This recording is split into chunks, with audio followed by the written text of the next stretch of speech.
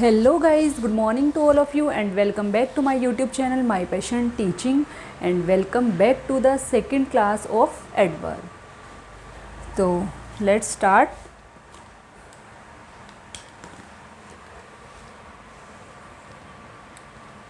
We started our last topic, that is adverb, and today is our second class of adverb. Second class. So next point is we always use PMT with the up to last class we have studied MPT rule. Today we will study PMT rule with the following verbs.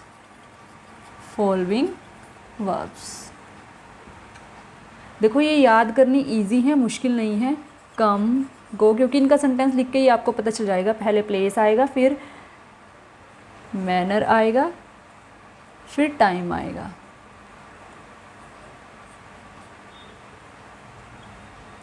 Come, go, reach, arrive,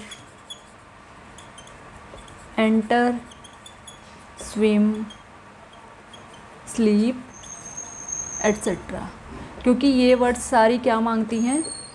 place मांगती हैं. सब words क्या मांगती हैं? Place मांगती हैं. इनके बाद हमेशा प्लेस आता है. इनको हम इंट्रांजिटिव वर्ब्स बोलते हैं. इंट्रांजिटिव वर्ब्स जो हमने सीखा भी था वर्ब्स में, ये हमें कहाँ का आंसर देती हैं, कहाँ का आंसर.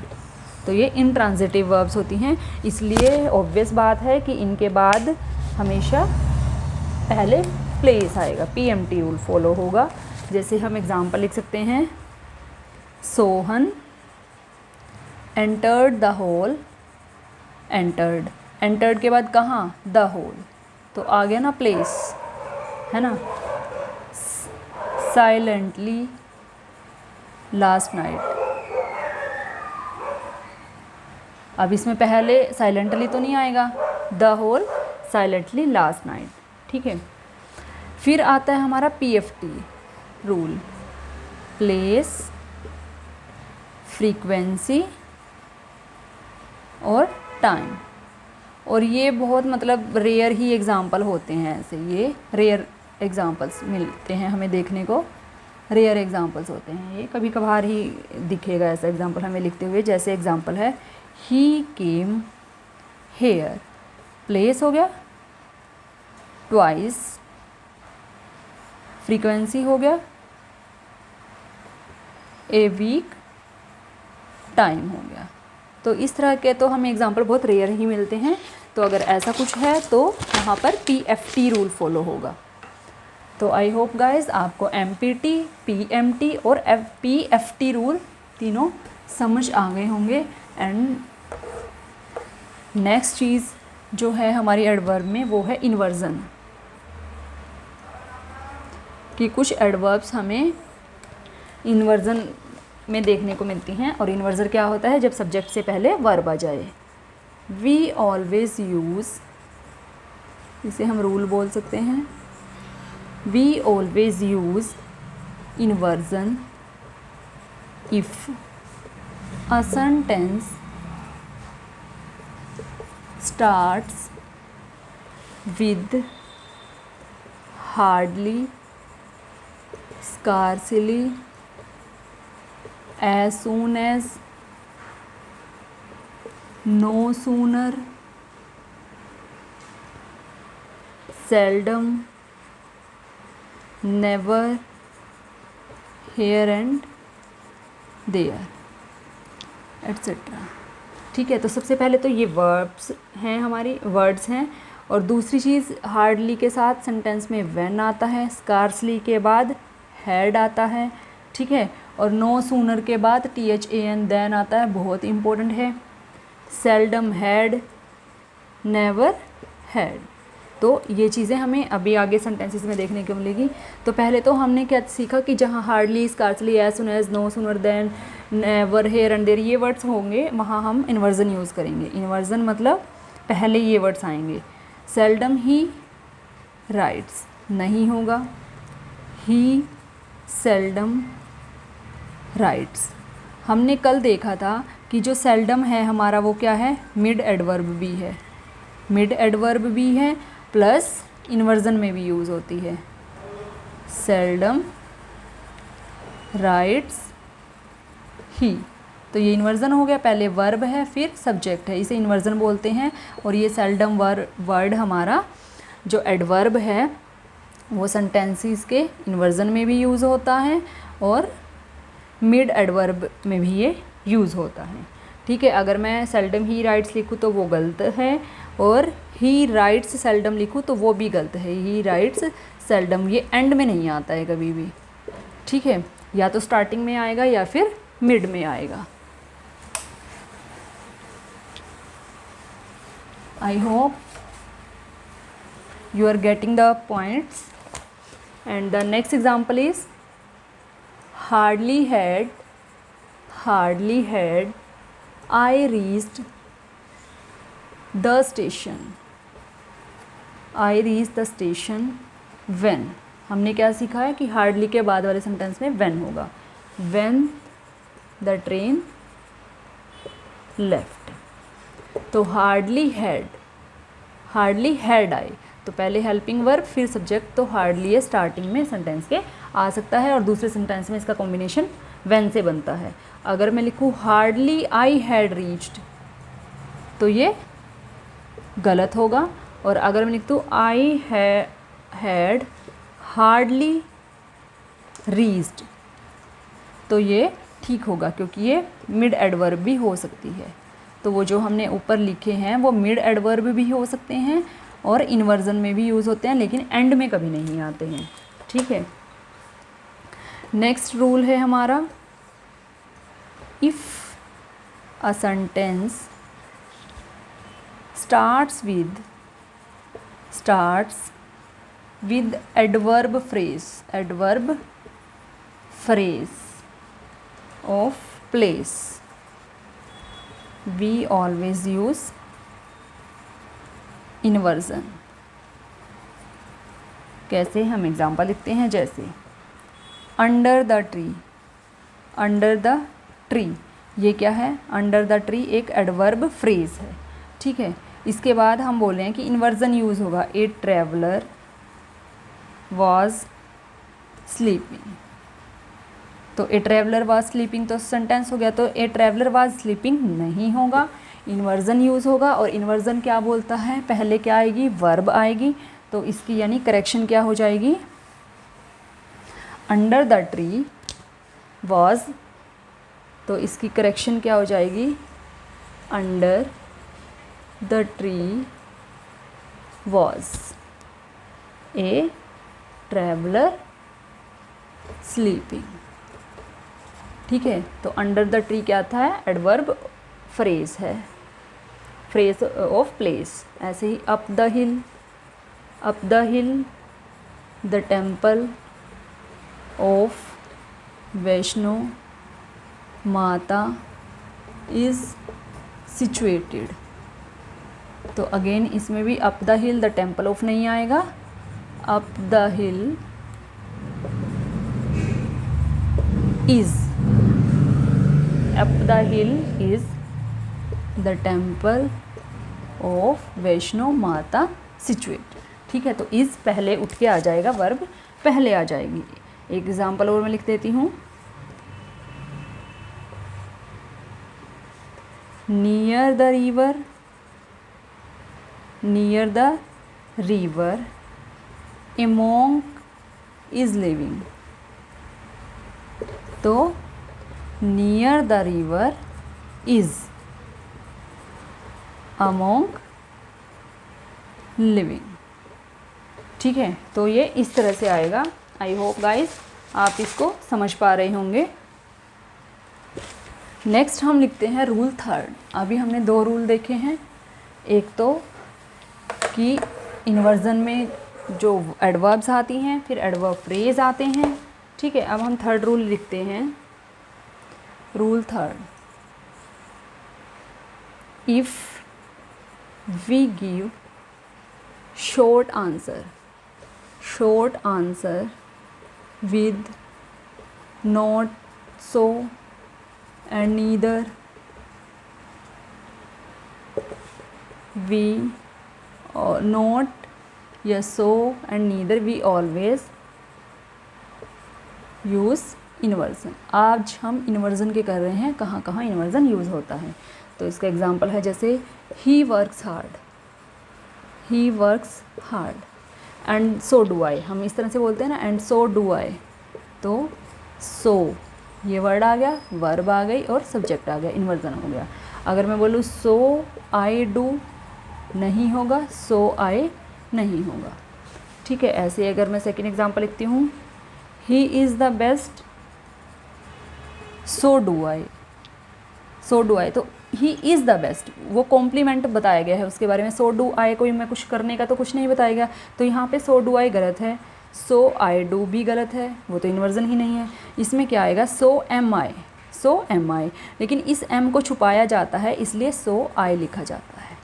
ठीक है, सो आई, एम को हाइड किया कर दिया जाता है, उसमें अंडरस्टूड है सो एम आई में। तो आई होप गाइस आपको ये इन्वर्जन के तीनों रूल्स समझ आ गए होंगे। अब हम करते हैं कुछ something extra and important in adverbs. देखो, एक होता है वेरी, एक होता है टू, दोनों का मीनिंग हमें सेम सा लगता है, लेकिन वेरी के बाद जो एडजेक्टिव आता है वो पॉजिटिव होता है, और वेरी मतलब एडजेक्टिव है लेकिन नेगेटिव सेंटेंस में आता है ये।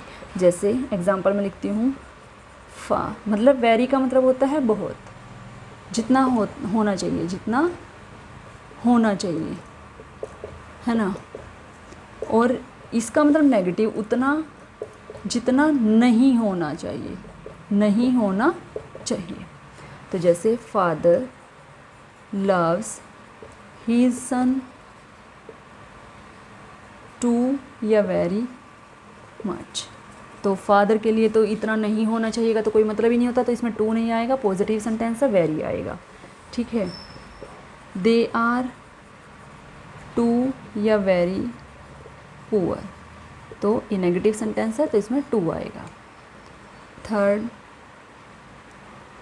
दिस लेक इज़ टू या वेरी डीप टू स्विम, तो स्विम करने के लिए इतनी है जितनी नहीं होनी चाहिए, तो इसमें भी टू आएगा, वेरी नहीं आएगा। ठीक है, ऐसे ही मच और वेरी दोनों के बाद क्या आता है, पास्ट। मच के बाद आता है पास्ट पार्टिसिपल। पास्ट पार्टिसिपल हम किसको बोलते थे, ईडी या ईएन लगा होता था जिनके साथ, है ना, और ईडी या ईएन। और इसके वेरी के बाद आता है हमारा प्रेजेंट पार्टिसिपल। प्रेजेंट पार्टिसिपल हम किसको बोलते थे, आईएनजी वालों को, यानी आईएनजी। ठीक है, ये वी है, वी प्लस, और ये वी आईएनजी। जैसे example, I have a much interesting novel. तो मच के बाद इंटरेस्टिंग नहीं आता है, इंटरेस्टेड आता है, इंटरेस्टेड आएगा, इंटरेस्टेड। ठीक है, सेकंड,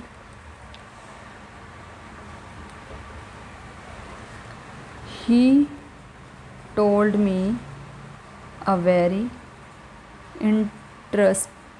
इंटरेस्टिंग स्टोरी।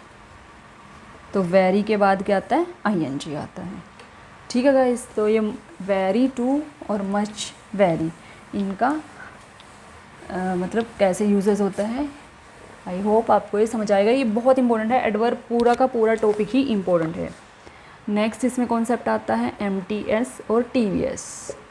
एमटीएस का मतलब होता है मच द बेस्ट, और टीवीएस का मतलब होता है the very best, the very best. Much the, और एस का मतलब होता है सुपरलेटिव। ठीक है, much the best, the very best. ठीक है, ऐसे ही फिर आता है मच प्लस आता है कंपैरेटिव डिग्री, और वेरी के साथ आता है पॉजिटिव डिग्री। देखो, ऐसे याद करने से हमें नहीं पता चलती हैं चीज़ें, हमें एग्जाम्पल लिखने से ही क्लियर होती हैं, एग्जाम्पल पढ़ने से ही हमें पता चलता है। जैसे it is much better, much better. तो बेटर क्या है, कंपैरेटिव डिग्री है तो मच आएगा।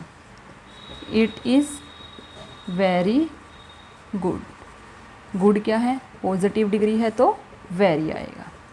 ठीक है, अब थर्ड चीज़ है हमारी ही, सेल्डम और एवर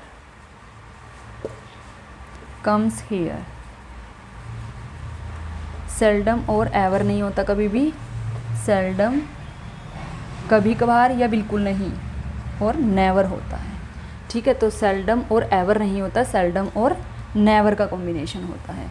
तो मतलब ये चीज़ें हैं, कुछ पॉइंट्स हैं ये जो मैं आपको रैंडम ऐसे चीज़ें बता रही हूँ लास्ट में। फिर आता है हमारा ओनली। ठीक है, एक वर्ड आता है ओनली, इसका भी हम एग्जांपल से देखते हैं। One of the farmers only died in this rain. One of the farmers only died in the, मतलब वो सिर्फ मरा है, सिर्फ मरा है। तो ये तो मतलब एक कोई मीनिंगलेस सेंटेंस हो गया। मतलब बहुत सारे किसानों में तो से एक सिर्फ मरा है ना। तो इन दिस रेन ये ऐसे नहीं होगा, सेंटेंस होगा ये ओनली वन ऑफ, या तो ओनली स्टार्टिंग में आएगा, one of the farmers died in this rain. ठीक है, या फिर होगा वन ऑफ द, इनमें से होगा इसका correction, one of the farmers died only in this rain. तो यानी या तो ओनली हमारा स्टार्टिंग में होगा या फिर एंड में होगा। और एंड का मतलब क्या होता है, सब्जेक्ट प्लस वर्ब के बाद ओनली होगा या फिर ओनली पहले होगा। ठीक है, ऐसे ही हम और एग्जांपल लिखती हूँ मैं। He does not have knowledge enough for this exam. ठीक है, तो और एक है हमारा he enough swim to stay fit and healthy. तो जो इनफ है, इनफ हमारा एडजेक्टिव भी है और एडवर्ब भी है। तो जब ये एडजेक्टिव है तो नाउन से पहले होगा, पता ही है, नाउन से पहले होगा। और जब ये एडवर्ब है तो ये वर्ब के बाद होगा। तो अब फर्स्ट देखते हैं, ही does not have knowledge enough for this exam. Knowledge क्या है, एब्स्ट्रैक्ट नाउन है। अब नाउन के बाद इनफ का तो कोई यूज़ नहीं है, तो ये क्या आएगा, he does not have enough knowledge. जब ये एडजेक्टिव है तो नाउन से पहले हुआ, enough knowledge for this exam. और इस सेंटेंस में he enough swim to stay fit and healthy. Swim क्या है, वर्ब है, तो वर्ब से पहले तो कोई मतलब नहीं हुआ, वर्ब के बाद आएगा जब ये एडवर्ब है, इसका मतलब यहाँ पर। तो he swim enough to stay fit and healthy. ठीक है, देखो अगर आपने noun, pronoun, adjective, adverb starting से सारे चैप्टर अच्छे से पढ़े हैं तो कोई भी दिक्कत नहीं होगी हमें कुछ भी समझने के लिए। तो गाइस ये यहाँ तक क्लियर हो गया होगा कि इनफ हमारा एडजेक्टिव भी है और इनफ हमारा एडवर्ब भी है। जब ये एडवर्ब का काम कर रहा है तो ऑब्वियस सी बात है वर्ब के बाद होना चाहिए, जब ये एडजेक्टिव का काम कर रहा है तो ऑब्वियस सी बात है नाउन से पहले होना चाहिए। फिर एक कॉन्सेप्ट आता है हमारा टू मच और मच टू। टू मच के बाद आता है नाउन और मच टू के बाद आता है एडजेक्टिव। ठीक है, example, I have too much difficulty. और सेकंड है this question is much too difficult. ठीक है, तो मच टू डिफ़िकल्ट और I have too much difficulty. Difficulty क्या है? नाउन है, तो नाउन से पहले क्या आएगा हमारा? टू मच, यानी ये क्या है? एडजेक्टिव है। ठीक है, टू मच एडजेक्टिव है। और this question is much too के बाद डिफ़िकल्ट, डिफ़िकल्ट क्या है? एडजेक्टिव है, तो मच टू के बाद क्या आएगा? एडजेक्टिव आएगा। ठीक है, टू मच एडजेक्टिव है, ये खुद एक एडजेक्टिव है और मच टू के बाद एडजेक्टिव आएगा। एंड नेक्स्ट है, एक वर्ड होता है कोल्डली, एक होता है कूलली। कोल्डली का मतलब होता है विदाउट एंथुजियाज्म,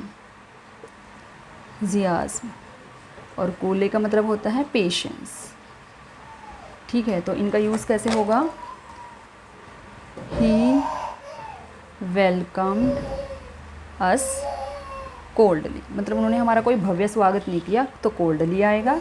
और our manager deals with every problem cool, तो कूल तरीके से। ठीक है, तो आई होप गाइस आपको ये दोनों समझ आए होंगे।